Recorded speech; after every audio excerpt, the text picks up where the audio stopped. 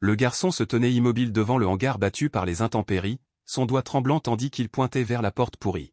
« Ma mère est là-bas, dit-il doucement, comme si la terre elle-même l'écoutait. Personne ne le croyait. Ni son oncle. Ni les professeurs. Ni les voisins. Jusqu'à ce qu'un millionnaire reclus, silencieux et étrange, débarque en ville, rouvrant une affaire longtemps considérée comme close. Il exhuma de vieux dossiers aux pages jaunies, chuchota au shérif derrière des portes closes et engagea une équipe pour creuser le sol que Foggbrook avait tant cherché à oublier. Ce qu'ils ont découvert sous ce sol n'a pas seulement choqué la ville, il l'a réduite au silence. Foggbrook avait toujours été une ville qu'on traversait en voiture, et non vers laquelle on se dirigeait. Elle était ordinaire, sans particularité. Jusqu'à ce que la pluie se mette à tomber. Pas de celle qui rugissait ou qui fendit le ciel au pas de tonnerre, pas d'éclair. Juste une bruine continue. Froide. Préméditée. Comme si le ciel confessait un péché que la terre refusait d'admettre. Il a plu pendant 3 longs jours.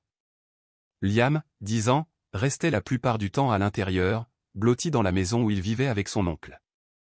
Il ne sortait que lorsque c'était nécessaire, pour ramasser les poubelles ou ramasser du bois dans le tas à l'arrière. Il n'aimait pas la pluie, même s'il ne pouvait pas vraiment dire qu'il la détestait non plus.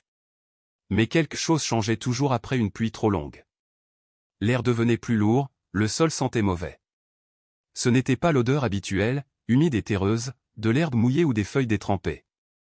Non, cette odeur était différente, épaisse, métallique et âcre, comme quelque chose qui avait autrefois un souffle et des os, mais qui avait été enterré trop longtemps. Elle persistait sur vos vêtements, sur votre peau, dans vos pensées. Un jour, il a osé poser la question. Du vieux béton, marmonna Karl sans lever les yeux. Oublie ça. Karl n'aimait pas les histoires. Ni les réponses. C'était un homme de peu de mots qui avait accueilli Liam après la tragédie, après la mort de son père et la disparition de sa mère. Pas de cérémonie, pas d'adieu. Les papiers avaient été signés en un clin d'œil. Et la ville, toujours pragmatique, avait simplement dit, au moins, le garçon a encore de la famille. Karl a seulement dit ceci, un enfant calme. Facile à élever. Au bord de la cour se dressait un hangar délabré, le toit affaissé, la serrure rouillée, le bois rongé par le temps. Karl l'avait mis en garde, prétextant un danger, clous, échardes, peut-être même serpents. Mais Liam savait qu'il n'y avait rien à faire. Karl ne s'en approchait jamais. Pas une seule fois en 3 ans. Sauf une nuit étrange l'hiver dernier. Il était presque minuit lorsque Liam, réveillé au grenier, entendit la porte de derrière grincer. La pluie frappait légèrement les fenêtres. Dans l'obscurité, il regarda Karl sortir, lampe de poche à la main, son manteau bien ajusté. Il marcha lentement jusqu'à la remise et s'arrêta devant. Il ne déverrouilla pas la porte. Il ne fuma pas. Il resta planté là, le regard fixé, comme si la remise murmurait quelque chose que lui seul pouvait entendre. Le lendemain matin, Liam a demandé. Réponse de Karl, des trucs d'adulte. C'était maintenant le 4e jour de pluie. L'eau s'écoulait des caniveaux comme un rideau.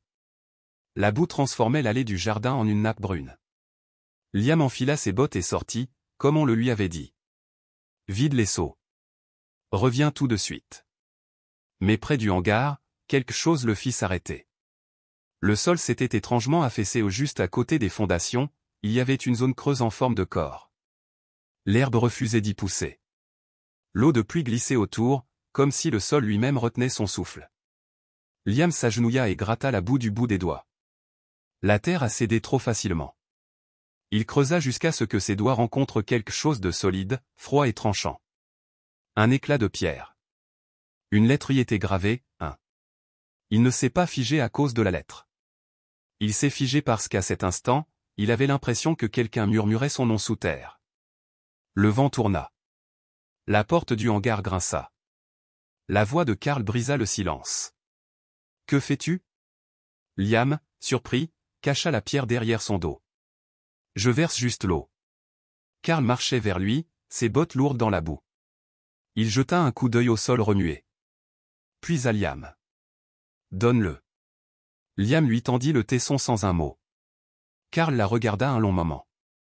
Son visage ne trahissait rien, ni surprise, ni confusion. Puis, d'un seul geste, il la jeta dans le fossé. La pierre émit un bruit sec et cassant. Comme un os qui craque à l'air froid. Si tu traînes encore ici, tu le regretteras. On a des têtes cuivrées plus grosses que ton bras. Et sur ce, il se retourna et s'éloigna. Il ferma la porte arrière. Sans jamais se retourner. Cette nuit-là, l'obscurité tomba rapidement. Liam se tenait seul dans la cour. La lumière de la cuisine se répandait sur la boue derrière lui, étirant son ombre. Seulement, ce n'était pas le caisson ombre. C'était plus grand. Plus large. Immobile. Comme si quelque chose était déjà couché sous lui. Liam n'a pas crié. Il ne s'est pas approché. Il s'est retourné et est rentré à l'intérieur. Cette nuit-là, le sommeil n'apporta aucun repos. Dans son rêve, l'herbe poussait du sol comme des doigts, s'enroulant autour de ses chevilles. Une femme apparut, son visage était plongé dans l'ombre, mais ses yeux étaient clairs. Et dans ses yeux, il eut la douleur silencieuse de quelqu'un qui n'avait pas besoin de demander ce qui n'allait pas. Elle le savait déjà. C'était le regard d'une mère. Depuis cette nuit-là, une étrange certitude commença à grandir en Liam. Ni forte, ni soudaine, juste une douce chaleur qui lui parcourait l'échine comme un murmure silencieux. Maman est toujours là. En dessous. Froide. Attendante. Personne ne lui avait jamais appris à croire à de telles choses. Mais en regardant la cour ce matin-là, il vit que la parcelle de terre retournée avait été recouverte de gravier. Caché, pas guéri. Quelqu'un voulait l'enterrer. Mais quelqu'un d'autre le voulait vu. À la table du petit déjeuner, Karl était assis à sa place habituelle, un journal ouvert et un café froid en train de remuer. « Que disais-tu hier soir dans la cour » demanda-t-il sans lever les yeux. Liam s'est figé. « Rien » dit-il rapidement. « Je rêvais. » Tu disais maman et Emuche. Essaie de dire ça devant quelqu'un à l'école et tu verras ce qui se passe. Ils trouveront que quelque chose cloche. Je n'élève pas un enfant instable. La voix de Karl n'était pas élevée, mais le poids de ses mots était plus dur que n'importe quel cri. Pour la première fois, Liam ne recula pas. Il dit simplement à voix basse. Ce n'était qu'un rêve. Karl ne répondit pas. Mais son regard bref, froid en dit long. Il entendait. Il comprenait. Et il ne voulait pas que le sujet revienne sur le tapis. À l'école, les nuages étaient encore bas. L'odeur de la pluie flottait dans l'air, comme si elle n'avait pas encore terminé son travail. Lors du cours d'art de la première période, Madame Manette a distribué des feuilles de papier. « Dessine la personne qui te manque le plus » dit-elle doucement. Liam n'hésita pas. Il ne dessina pas le visage de sa mère, non pas par oubli, mais parce que ce n'était pas ce qui lui manquait. Il dessina une silhouette dans l'ombre, debout devant la porte brisée d'un hangar. Devant elle, le sol était fissuré. Une main pâle s'étendait à travers le sol. Madame Manette s'arrêta lorsqu'elle atteignit son bureau. « Liam » dit-elle doucement. « Qui est-ce » Il leva les yeux. « Je n'en suis pas sûr. Mais je crois les avoir vus en rêve. » Elle ne dit rien. Mais dans ses notes, elle écrivit. L'élève présente des images émotionnelles puissantes. Cela pourrait indiquer un traumatisme refoulé. Surveillez-le attentivement. Elle ne jugeait pas, elle savait. Les enfants qui savent dessiner la peur sont souvent ceux qui la vivent. Plus tard, son dessin parvint jusqu'à la directrice. Louise l'examina en silence, son stylo posé sur ses lèvres. Elle ne se laissait pas facilement perturber. Mais le malaise qu'elle ressentait était réel. À midi, Liam a été appelé à l'infirmerie. L'infirmière Béatrice, dans sa blouse chaude et ses yeux bienveillants, l'accueillit avec un doux sourire. « Ne t'inquiète pas, Liam. Pas de thermomètre aujourd'hui. Juste quelques questions. » Il hocha la tête. Il n'avait pas peur. Pas d'elle. Mais comment expliquer les choses qui vivent, ci-dessous ? Comment dors-tu ? demanda-t-elle. D'accord. Avez-vous des rêves qui se répètent ? Liam marqua une pause. Puis, lentement, il hocha la tête. Et l'histoire a continué à se creuser de plus en plus près de la surface. Liam leva lentement les yeux. Oui, mais je ne pense pas que ce soit des rêves, murmura-t-il. Béatrice se pencha doucement, son expression patiente. Que vois-tu, Liam ? Il hésita. Quelqu'un m'appelle, sous la pluie, mais depuis le sous-sol. Béatrice ne broncha pas. Elle absorba les mots comme on capte un murmure dans la tempête. Avec un calme et une réflexion, elle prit une note dans le coin de son petit carnet relié en cuir. « Je ne pense pas que tu imagines quoi que ce soit, dit-elle doucement. Je pense que c'est un souvenir, pas un rêve.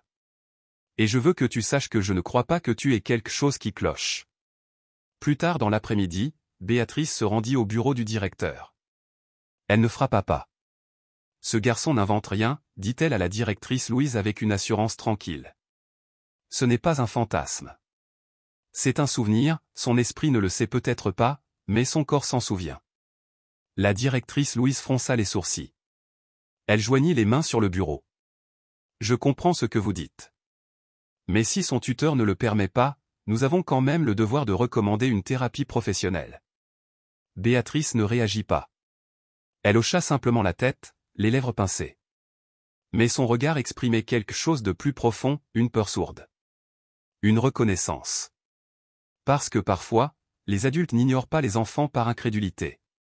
Ils le font parce que croire ferait s'effondrer tout le reste. À la récréation, Liam était assis seul sur les marches de la classe, le dos voûté, son carnet de croquis serré contre ses genoux. Le monde bourdonnait en arrière-plan, mais il était immobile. Il observait. Ellie, plus âgée d'1 an et connue pour être présente exactement quand on en avait besoin, s'installa à côté de lui sans un mot. « J'ai vu ton dessin, dit-elle sans le regarder. On aurait dit que quelqu'un était enterré. Mais pas mort. » Liam ne répondit pas, mais ces mots ne le laissèrent pas indifférent. Ils atterrirent, lourds et clairs. « Tu crois qu'on peut cacher quelqu'un, murmura-t-il. Pas parti. Juste, cacher ? » Il hocha la tête pour lui-même, comme si la question avait déjà trouvé sa réponse dans ses os. Ellie ne dit rien. Elle fouilla dans la poche de son manteau et en sortit un chewing-gum au citron. Elle le déposa silencieusement à côté de lui sur le perron. « Pour toi, dit-elle. Au citron. » Puis elle s'en alla, laissant derrière elle non seulement du chewing-gum, mais aussi de la compréhension. La pluie avait cessé lorsque Liam rentra chez lui. Le trottoir luisait encore, mais le ciel s'était dégagé. Au bord du jardin, Clara Arabequette, la voisine aux cheveux argentés et aux mains de dentelle usée, s'occupait de ses pots de lavande. Elle leva les yeux et sourit doucement. « En retard à l'école ? » « Je suis resté pour dessiner, » répondit Liam. « Oh. Que as-tu dessiné ? » ?»« Ma mère. » Les ciseaux dans la main de Clara Ara s'immobilisèrent en plein vol. Non pas sous le choc, mais par souvenir. Un nom longtemps enfoui, enfin prononcé. « Tu te souviens d'elle ? » demanda Liam. Clara Ara regarda vers le hangar au fond de la cour. Sa voix survint après un silence. « Oui, dit-elle. » Elle s'asseyait près de l'abri de jardin, cousant, une petite boîte en bois sur les genoux. J'ai toujours cru qu'elle attendait quelqu'un. Elle laissa cette pensée s'attarder, puis ajouta, presque pour elle-même, mais peut-être qu'elle n'attendait pas. Peut-être qu'elle avait peur que quelqu'un l'attende. Cette nuit-là, Liam monta l'escalier jusqu'à sa chambre et ouvrit le tiroir de son bureau. À l'intérieur se trouvait la boîte en bois que sa mère avait laissée derrière elle. Il l'ouvrit avec révérence, dépliant le papier à l'intérieur, les bords effilochés et l'encre pâlissant. « Si jamais tu trouves ça, pouvait-on y lire, crois-moi, je ne t'ai pas quitté parce que je le voulais. » La 3e fois qu'il le lut, les mots changèrent de forme. Ils n'étaient plus réconfortants. Ils étaient une confirmation. Il glissa le mot dans sa veste, attrapa une lampe de poche et sortit. Le hangar attendait dans l'ombre toujours fermé à clé, toujours silencieux mais quelque chose en Liam avait changé. Il s'agenouilla là où le gravier rencontrait le bord du hangar et commença à creuser. Sous les rochers, le sol était humide, fraîchement remué. Un léger contour à la craie. Et au bord d'une fissure, l'esquisse de minuscules traces d'ongles gravées dans la pierre. Il ne comprenait pas vraiment ce qu'il avait découvert. Mais il savait au moins une chose, il y avait quelque chose en dessous, quelque chose enfoui non seulement dans la terre, mais dans le silence des adultes trop effrayés pour lui donner un nom. Le sol était encore meuble, même si la pluie avait cessé depuis longtemps. Liam se leva, fixant le hangar. Les taches de calcaire sur ses mains étaient encore légèrement visibles, vestige de la dernière fois qu'il avait gratté la tache, avant que Karl ne revienne la recouvrir. D'abord du gravier. Puis du ciment. Rugueux, irrégulier. Une fausse réparation. Mais Liam l'avait remarqué. La parcelle était trop précise. Et l'odeur forte, terreuse, aigre persistait d'une manière qui n'appartenait ni à la pluie ni à la terre. Elle appartenait à quelque chose d'autre. Quelque chose qui avait été vivant. Ce matin-là, Karl avait parlé avec ce genre de menace silencieuse. Si je te surprends à fouiner là-bas à nouveau, tu le regretteras. Il n'a pas crié. Il n'en avait pas besoin. Sa voix était comme du ciment, scellant les fissures avant que la vérité ne puisse s'infiltrer. Mais Liam ne pouvait s'empêcher de penser. Il ne pouvait s'arrêter sentiment que quelque chose en dessous n'était pas seulement caché. Il attendait. De l'autre côté de la cour, Clara Hara Beckett se tenait dans sa cuisine, essuyant une tasse de thé qui n'avait pas été mouillée depuis des heures. Son regard était fixé sur le morceau de terre devant sa fenêtre. Cela n'avait pas beaucoup changé au cours de toutes ces années. Elle se souvenait d'Anna Oliver, la mère de Liam, assise là, brodant tranquillement, toujours face à la porte verrouillée du hangar. Pas par habitude. Par peur. Clara Hara l'avait remarqué, mais s'était détournée. Elle s'était dit que ce n'était pas ses affaires. Comme elle l'avait fait avec Michael, son propre fils. Il avait 17 ans. En colère. Parti après une dispute. La police a dit qu'il s'était enfui. Elle les a crus. Ou du moins, elle voulait les croire. Quand le doute s'est installé, il était trop tard.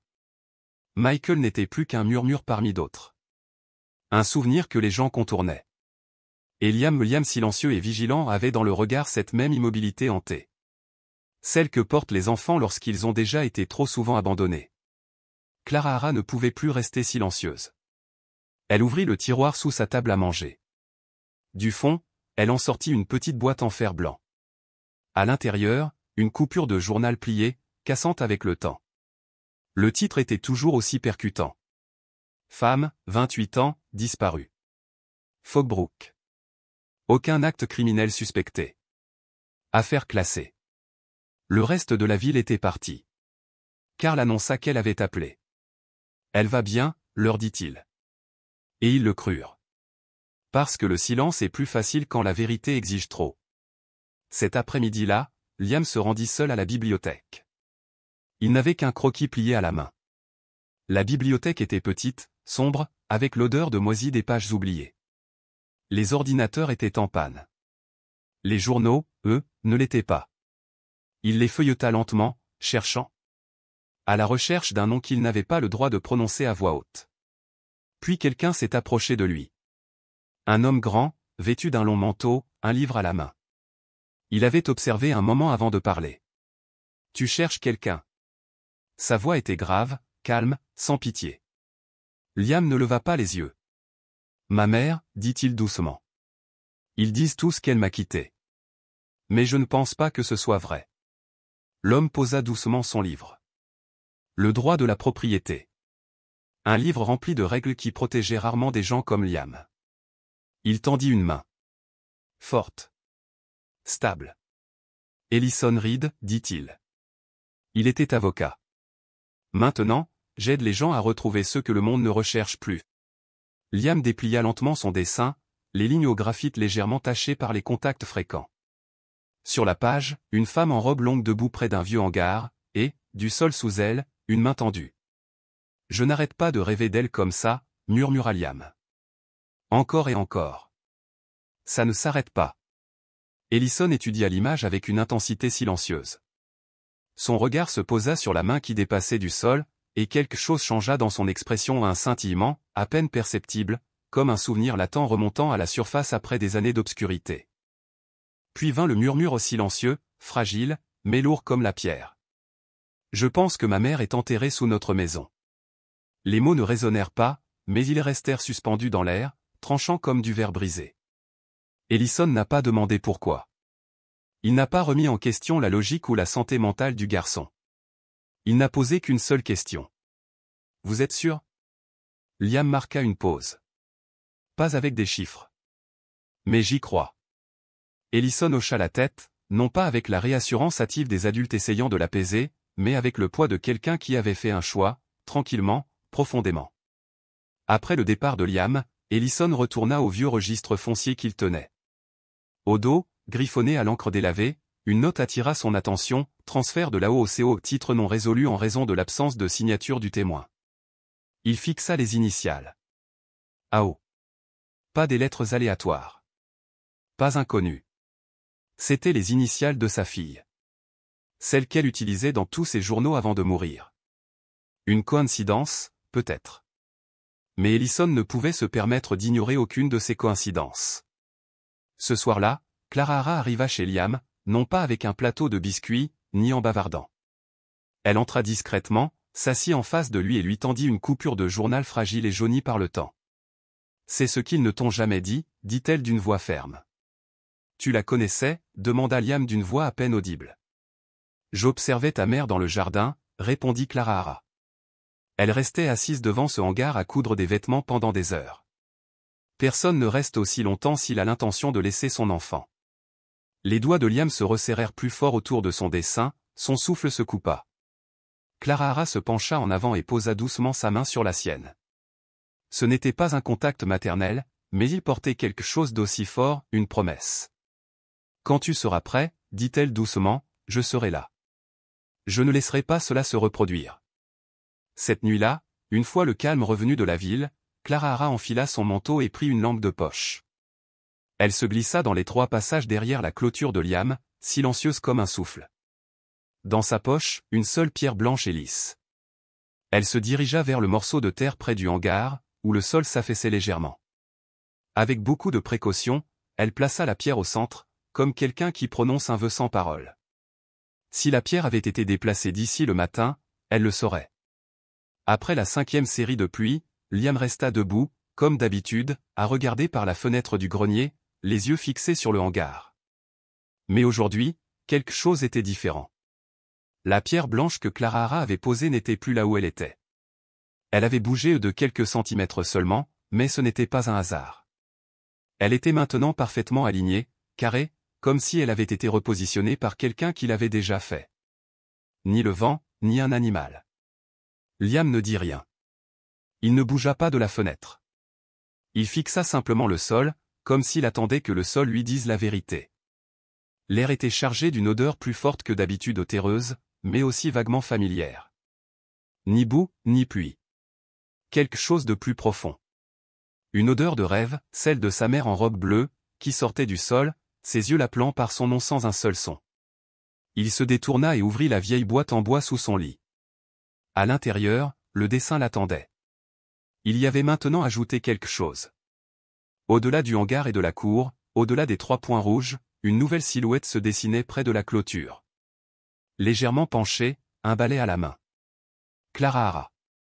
Il n'avait pas voulu la dessiner. Mais sa main avait bougé d'elle-même, guidée peut-être par la mémoire, ou par quelque chose de plus ancien.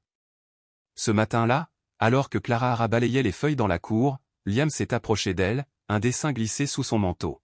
« Madame Clara Hara », dit-il doucement en le lui tendant. Elle l'examina d'un œil exercé. Son attention ne se porta pas sur le hangar, mais sur la petite silhouette près de la clôture. Ses lèvres se pincèrent en une fine ligne. Elle n'a posé aucune question. « J'ai montré ça à quelqu'un », a déclaré Liam. « OMS » Un homme nommé Ellison. De la bibliothèque. C'est un avocat. Je pense qu'il comprend. Clara Hara hocha la tête. Pas surprise. Elle se retourna, marcha jusqu'à l'endroit où la pierre blanche avait autrefois reposé, ramassa une brindille et la pressa doucement dans l'un des endroits enfoncés. « Je pense qu'il est temps, dit-elle. Il est temps que nous fassions quelque chose. » Dans une pièce faiblement éclairée de l'autre côté de la ville, Ellison posa le dessin sur son bureau.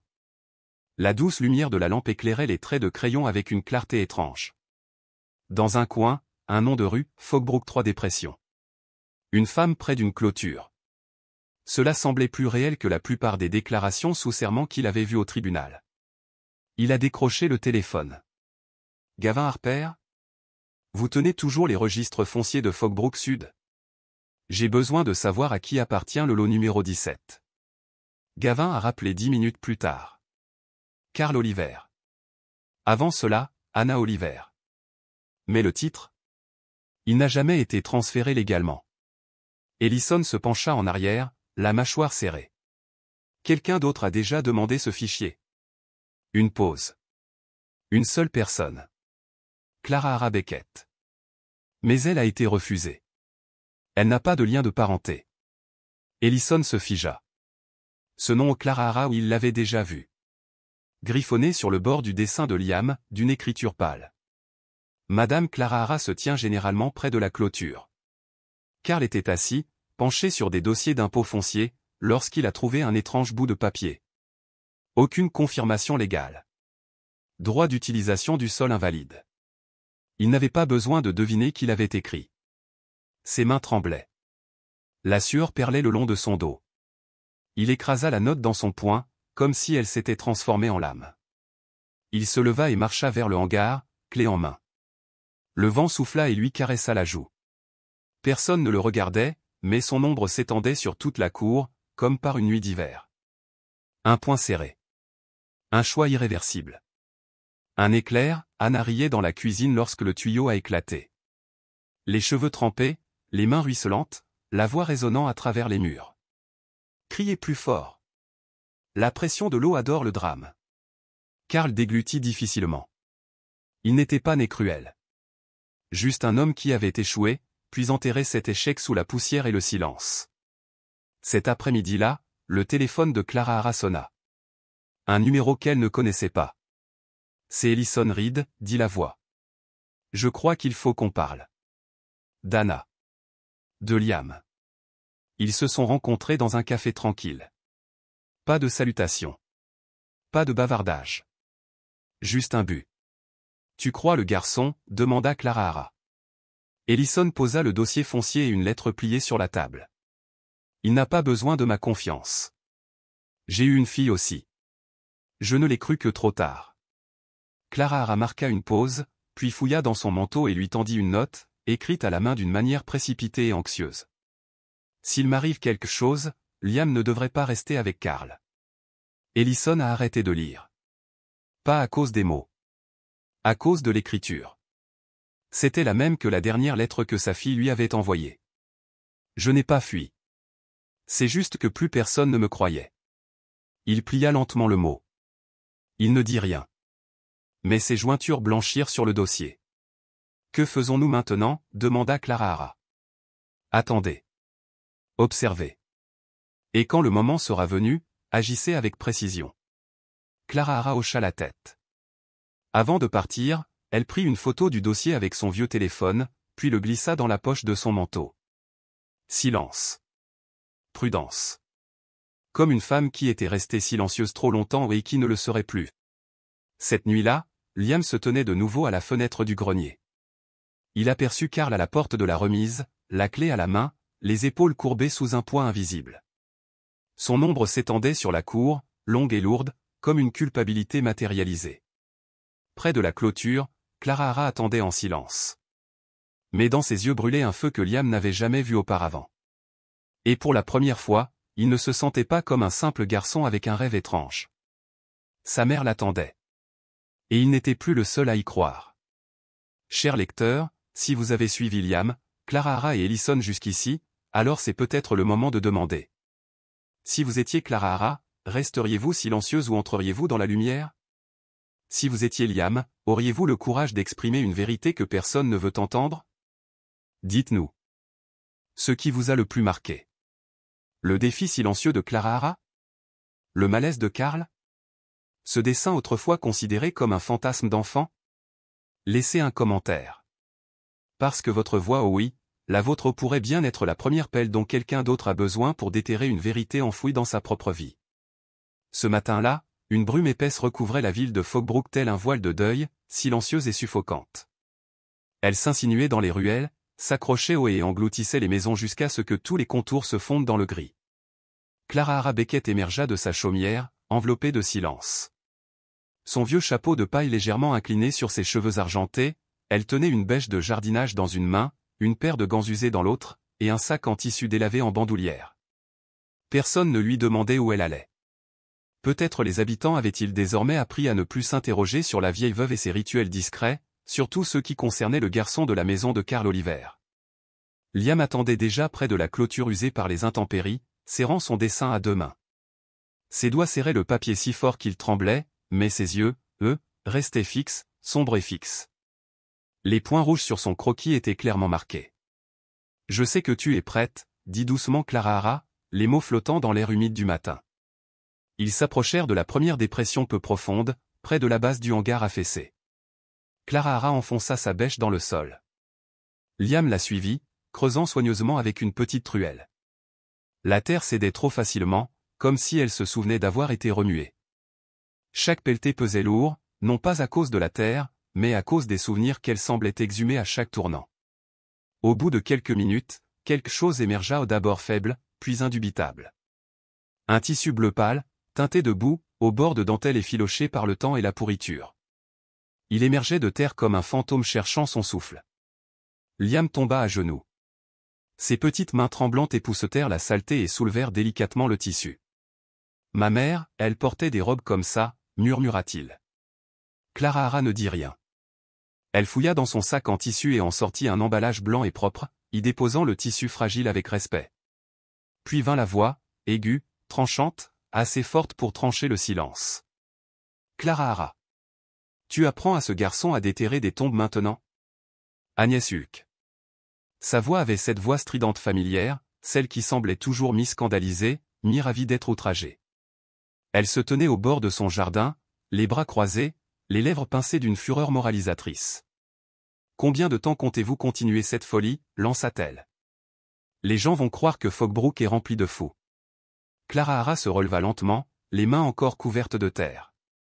Elle regarda Agnès avec le calme de quelqu'un qui avait traversé le feu et était revenu avec sa dignité intacte.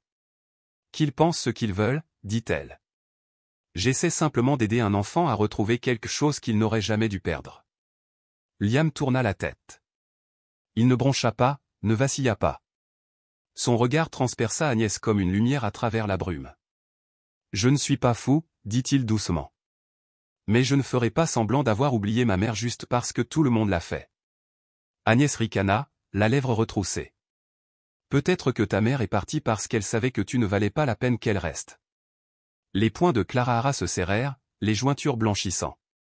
Mais avant qu'elle puisse parler, Liam posa doucement sa main sur son bras. « Tu n'as rien à dire, » murmura-t-il. « Le sol parlera pour toi. » À l'intérieur de la maison, derrière les rideaux tirés, Carl Oliver observait. Il se tenait à la fenêtre depuis le lever du soleil, immobile comme une statue. Lorsque le tissu bleu apparut, il se détourna brusquement. D'un geste vif, il ouvrit le coffre-fort caché derrière l'étagère et en sortit un dossier sous film plastique.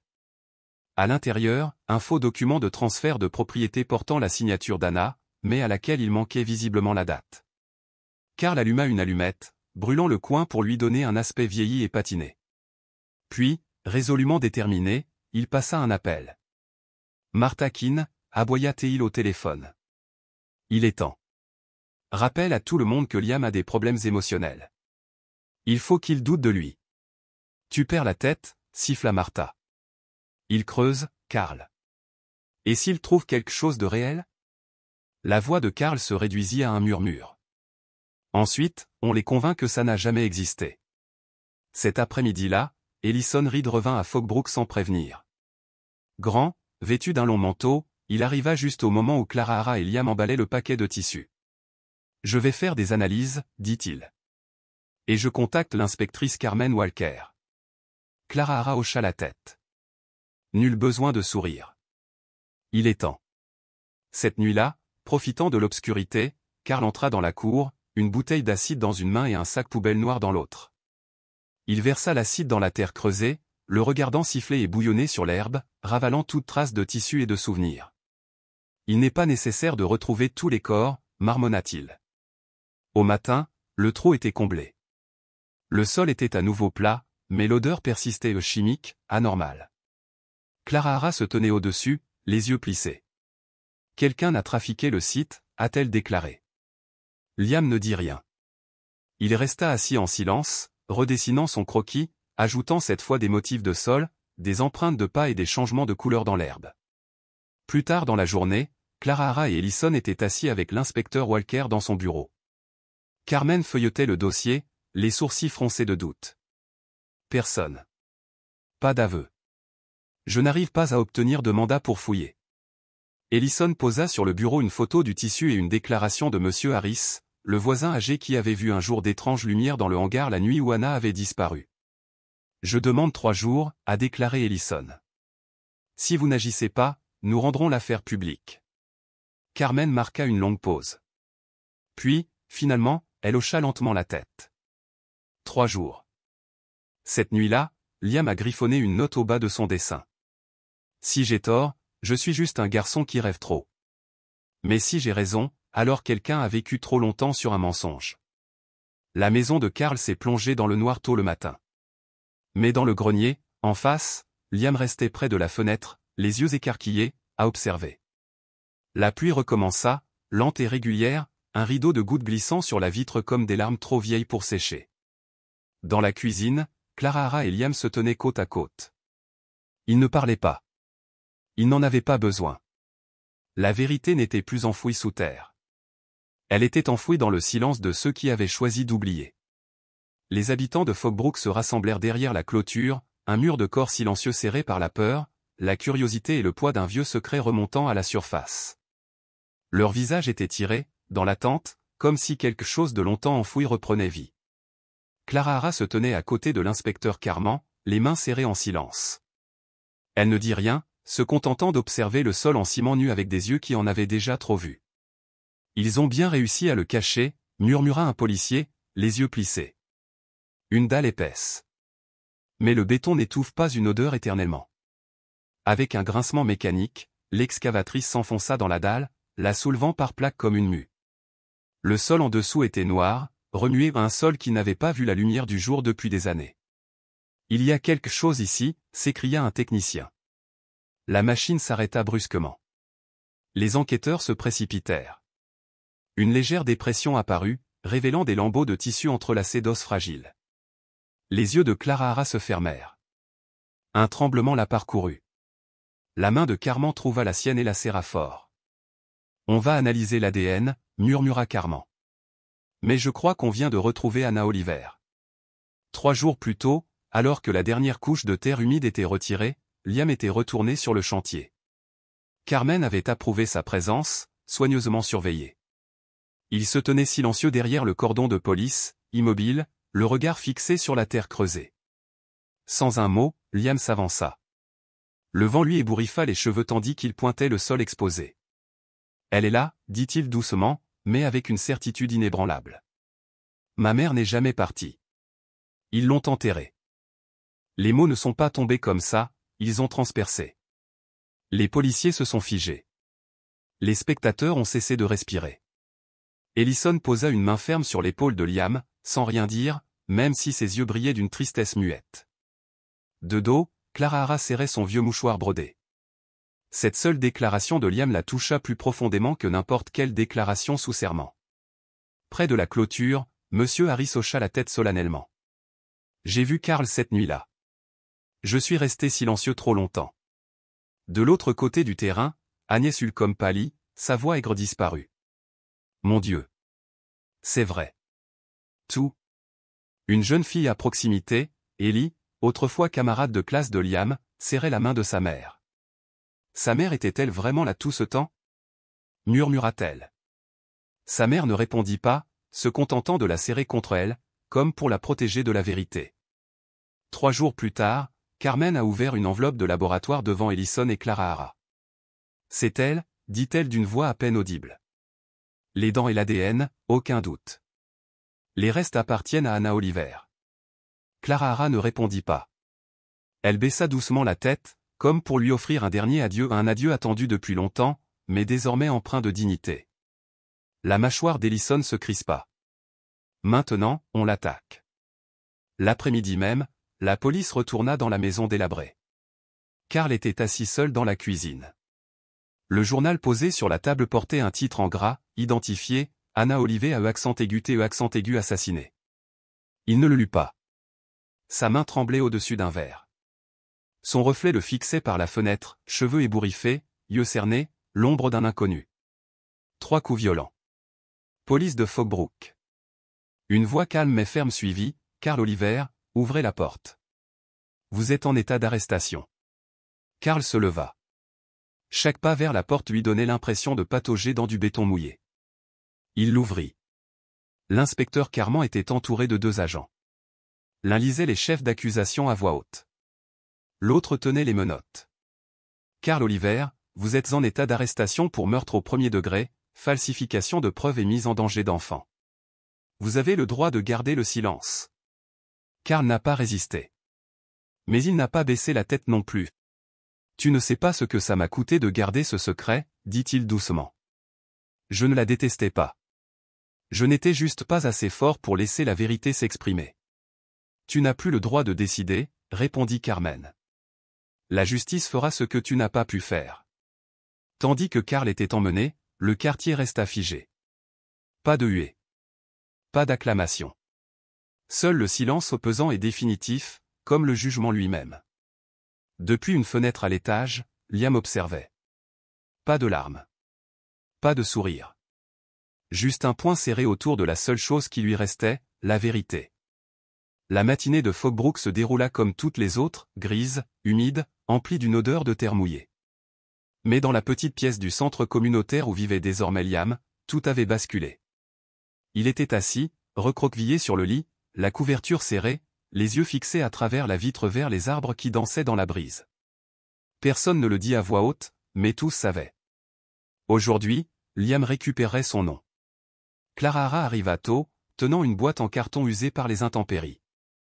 À l'intérieur se trouvaient des bribes de la vie d'Anna, un carnet, une broderie à moitié terminée, une photo en noir et blanc d'elle tenant son bébé Liam. Ellison était déjà là, rejoint par une grande femme aux yeux doux et à la voix posée du service juridique du comté. « Nous pouvons commencer si le garçon est prêt, dit-elle. Liam hocha la tête. Non pas de joie, mais avec clarté. Suite à une pétition officielle de M. Ellison Reed et de la Division de la protection de l'enfance de l'État, Liam est éligible pour prendre le nom de famille de sa mère, s'il le souhaite. Il regarda à nouveau la photo. Je veux être Liam Oliver. C'est mon nom. Anna Oliver était ma mère. La femme sourit doucement. Comprenez-vous ce que cela signifie? Liam hocha à nouveau la tête.